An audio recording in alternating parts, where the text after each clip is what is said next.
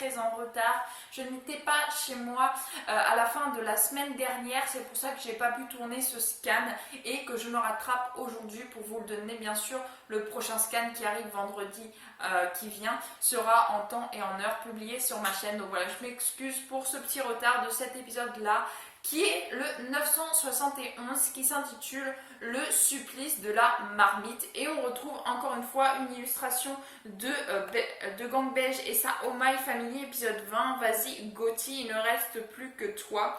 Et donc on a Gotti qui justement court pour pouvoir arrêter les malfaiteurs, puisque tout le monde s'est fait avoir sauf lui. On retourne dans le passé, je le rappelle, 20 ans avant, où justement il y avait eu tous ces méfaits et tout, et on ne savait pas donc comment Oden allait finir. Non, Momonosuke, le goûteur n'a pas encore fini. Mère, pourquoi est-ce qu'on veut me tuer? Ici aussi, il se prépare, car ton père est illustre. Et un jour, c'est toi qui auras la charge de ce pays. Bon petit, messire Momonosuke, dame Iori. Mère, c'est vrai qu'aujourd'hui, père va... Grand frère. Et donc là on a Momonosuke qui commence à pleurer parce qu'il comprend que son père risque de ne pas rentrer chez eux, et Iori qui se demande justement pourquoi son petit frère est en train de pleurer.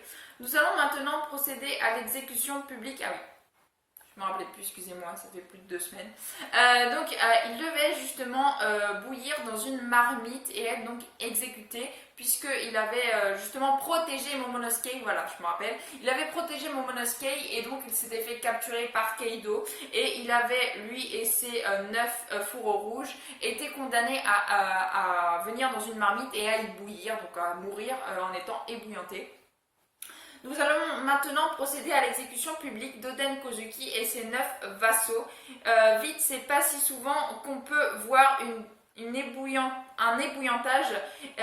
Il les plonge dans l'huile, ça ne dure qu'un instant, raison de plus pour se dépêcher. Donc là, on a tous ceux qui veulent voir l'exécution qui sont là, prêts à les voir périr sous leurs yeux. Finalement, ils n'ont pas pu vaincre Kaido, même ce seigneur stupide ne l'a pas pu. Pourtant, je croyais qu'il était vraiment balèze. Au final, qui c'était ce type? Moi je pense clairement que si Momonosuke n'était pas intervenu, s'il n'avait pas été capturé et que Oden ne l'avait pas sauvé, je pense vraiment qu'Oden aurait pu le battre. En tout cas, il ne se serait pas fait attraper, ça c'est clair. Donc on voit Oden et Kaido bien sûr boire à la santé de cette exécution. Je veux une chance de m'en sortir, il faut que je vive. Oden qui cherche un moyen de s'en sortir et rentre là-dedans, qu'a demandé qu'ainsi pour ta vie, t'es un comique. Et donc là on a je ne sais pas qui, sûrement l'un des vassaux ou je ne sais quoi. Aidez-moi à l'aide, ou alors c'est celui... Ah non, excusez-moi, c'est celui justement qui voulait pousser Oden qui se retrouve justement dans cette espèce de marmite et qui est ébouillanté. Dégage, approche pas d'ici. Il est totalement, je suppose, mort. Il vient de sortir de la bassine. Nous allons entrer tous les 10 dans cette marmite, mais libérer ceux qui survivront le temps que vous en aurez décidé. Messire Oden, survivre. Le principe de cette peine, c'est de mourir instantanément. Et donc on a Orochi qui commence à rigoler. Et Kaido qui lui se demande comment est-ce qu'il pourrait survivre justement à ça. Ramène une horloge. Vous avez 1 heure. Yolololo, essayez un peu de survivre à ça, c'est même trop long pour un simple bain. Donc en gros, s'ils arrivent à survivre 1 heure, ils seront libérés. Tu tiendras parole, bien sûr. Même au bord de la mort, il craint. J'ai un truc à faire, entrez tout de suite. Il aura été déplorable jusqu'à la fin. Et donc là, on a vu déjà que Oden pouvait survivre. Il a survécu attaché à une corde qu'un bateau traînait, le bateau de Gold Roger, pendant, je crois, 3-4 jours. Donc là, 1 heure dans une eau ébouillantée. On va voir s'il arrive à tenir. Ne laissez pas votre seigneur seul, allons-y, on se reverra dans l'autre monde, les gars. Montez sur cette planche, vous autres.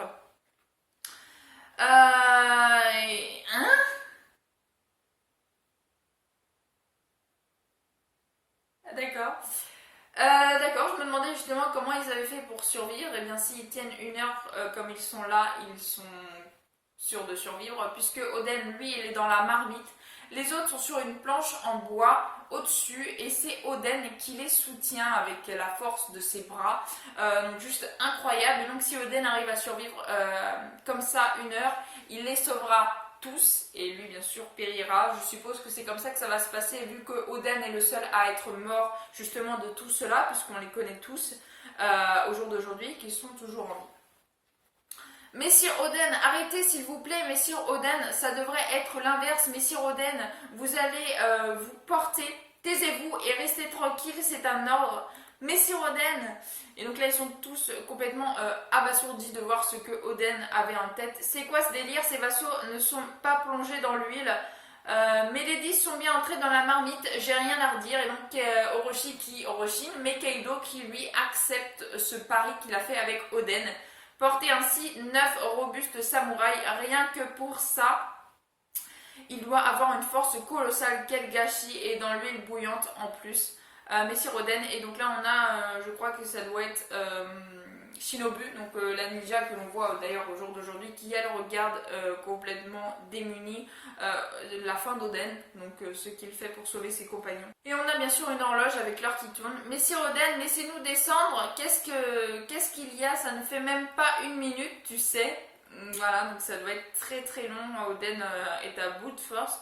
Quel genre de peau il a, bien que l'autre qui était rentré dans la marmite était ressorti aussitôt et qu'il était, je suppose, complètement mort. On va mourir grillé par l'eau chaude. Si ça continue, je te plains, je vais te croquer, Kaido. T'as rien d'autre à faire que de te laisser porter. Arrête de bouger, Neko, tu fais tout trembler. Donc voilà, Oden, on voit qu'il est à bout de force, qui tient tout ce qu'il peut. 4 minutes de passé, on m'avait dit que ça finirait tout de suite. C'est plus ennuyant que prévu. Je pensais que ça crierait plus et qu'il mourrait de façon plus spectaculaire. J'ai hâte que ça finisse. J'en ai marre de ce seigneur stupide. Donc bien sûr, on a tous les gens qui sont en train de le huer, qui trouvent que ça ne va même pas assez vite. Et on a Shinobu à côté de tout ça, qui entend tout ça et qui justement se rebelle et en plaque un au sol. De quoi, seigneur stupide? Redis-le et je te tue. C'est qui cette femme? C'est dangereux. Elle a un katana, une kunoichi. Dégage. C'est vous qui êtes stupide. Et donc là, elle en peut plus. Elle est vraiment en colère. Capitaine, c'est Shinobu, celle-là. Qu'est-ce qu'elle a à s'exciter comme ça? Donc voilà, elle veut les protéger en leur montrant qu'elle est là et que ne pas les laisser justement avoir une mauvaise image du peuple. Vous croyez que c'est grâce à qui que vous vivez en paix aujourd'hui? Vous allez voir, quand vous aurez perdu Sir Oden, vous allez voir à quel point il vous protégeait du malheur. Orochi n'est ni le shogun ni le dictateur. Orochi ne cherche pas à s'élever au-dessus des autres. Compris pour moi, tous les gens de ce pays sont des criminels et ont persécuté le clan Kurozumi. Ils veulent tous mourir, ça m'est égal. Si je suis arrivée jusqu'à la position de shogun, c'est pour détruire ce pays, c'est pour me venger. Donc là, on a un flashback justement avec ce qu'Orochi avait dit. Il y a longtemps, mon grand-père a été obligé de se faire harakiri comme un criminel. Ma famille connut la ruine et ça aurait pu s'arrêter là. Mes parents restants ont été traqués. Ce sont des Kurozumi par les justiciers autoproclamés sortis d'Onsezu. Ils ont frappé et jeté dans les rivières, ils les ont tués. Ces imbéciles me faisaient tellement peur qu'ils m'empêchaient de dormir. Alors celui qui avait commis le crime était mort. C'est Rejeton, le tueur de Daimyo. S'il portait le nom de Kurozumi, alors même un gamin était considéré comme un criminel. C'est pourquoi tous les gens de Wano méritent un châtiment. C'est ce qu'ils ont repéré à notre encontre tout ce temps. Ce qui est apparu dans la pièce du fond, ce sont les offrandes à Kaido d'innombrables armes et des centaines de gens kidnappés. C'est pour vendre, s'amuser ou juste les tuer. Une fois qu'ils ont été emmenés là, leur vie n'est plus humaine. Sir Oden s'est mis en colère, mais Orochi a alors fait une proposition.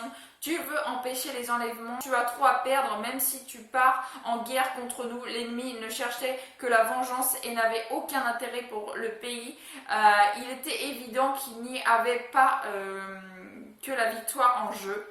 C'est pour ça que Sir Oden a accepté la proposition. S'il dansait nu chaque semaine à l'heure prévue en signe d'exécution envers le clan Korozumi, alors il perdait tout, mais il sauvait 100 personnes à chacune de ses danses. Il a cru leur promesse de quitter le pays 5 ans après, une fois la construction du navire terminée, chaque semaine visitant les provinces pour vérifier que rien ne changeait. Sir Oden a continué à protéger ce pays alors qui est ce seigneur stupide, dites-le pour voir.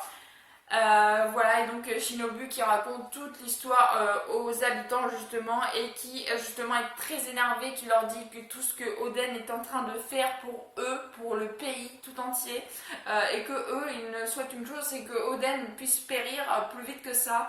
Donc voilà, Shinobu qui est vraiment hors d'elle et qui souhaite que le pays se rebelle contre Kaido, contre Orochi, qui ne laissent pas leur seigneur mourir comme ça alors qu'ils ont tout fait pour le protéger. On voit d'ailleurs justement les villageois qui semblent abasourdis par ce que Shinobu leur révèle. Ils n'étaient pas du tout au courant de ça, et ils sont totalement dévastés, et l'épisode se termine comme ça. Voilà, donc un épisode plutôt bien fourni où on sait comment, je suppose, donc les 9 fourreaux rouges auraient survécu grâce justement encore une fois à Oden qui les a portés à bout de force et qui eux n'ont pas eu à être dans l'huile bouillante. Ils ont juste eu à supporter la chaleur, on va dire, en étant juste au-dessus. Mais Oden a tout sur lui et ça fait donc à peu près 4-5 minutes qu'il tient, et il doit tenir 1 heure, donc c'est loin d'être terminé. Et puis Shinobu qui de toutes ses forces veut défendre l'honneur d'Oden. Donc voilà, plutôt très beau chapitre, très sympathique. J'ai hâte d'être donc pas la semaine prochaine, mais dans quelques jours donc pour la suite de ce scan. Donc j'ai vraiment hâte de le voir. Voilà, en tout cas j'espère que ma vidéo vous aura plu. Si elle vous a plu, n'hésitez pas à liker, à commenter, à partager et à vous abonner, ça me ferait vraiment très très plaisir. Je vous souhaite une excellente fin de journée, portez-vous bien et moi je vous dis à la prochaine. Ciao ciao.